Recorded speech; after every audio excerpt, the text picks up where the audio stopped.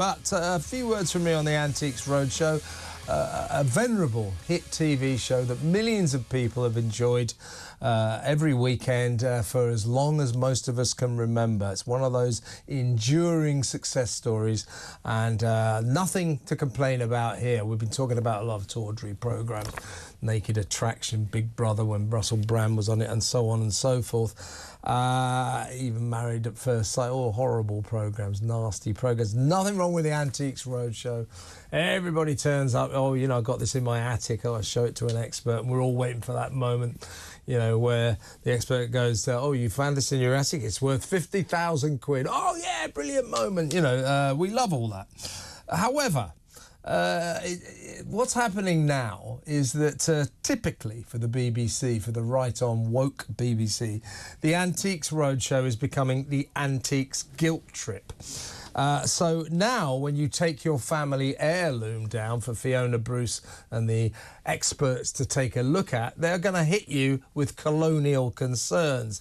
So just recently, earlier this month, the valuer, one of the experts, Ronnie Archer-Morgan, was confronted by two women who had brought in a golden robe.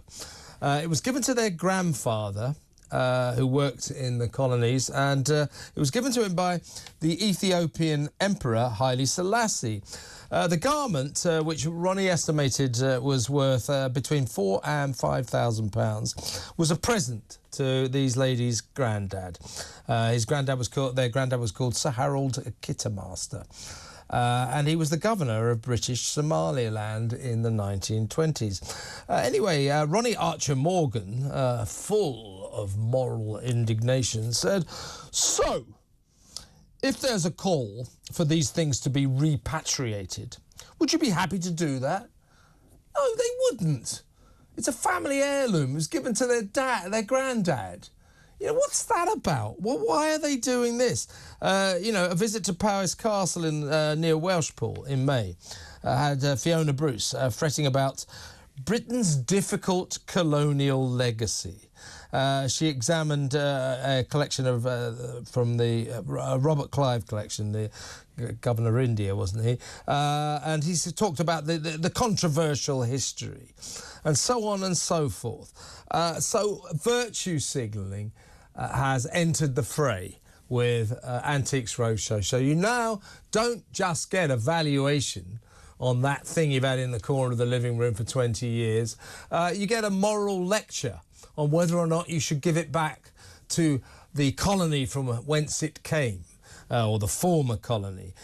You get lectures on the difficulty of colonialism, of Britain's colonial past. Well, the BBC, if it wants to go down this woke rabbit hole with one of its most successful programmes, is entitled to do so.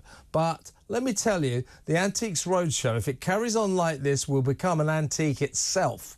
It will cease to be. It will cease to be. And I forgot about this. This is what should have preceded my tirade. Take it away.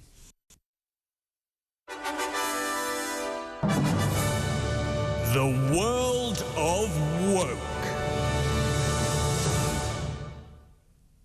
Yes, folks, that was the world of woke. I'll get it in the right order tomorrow, but you take my point. What do you think about Antiques Roadshow? Why are they lecturing people about colonialism? Taking your valued family heirloom that your granddad gave you, they go, well, what about if we give it back to Somalia? You know, would you be OK with that? No, we wouldn't. You just valued it at £5,000. I think we'll flog it. That's what this programme is supposed to be about, not lectures about colonialism and repatriation of your beloved possessions.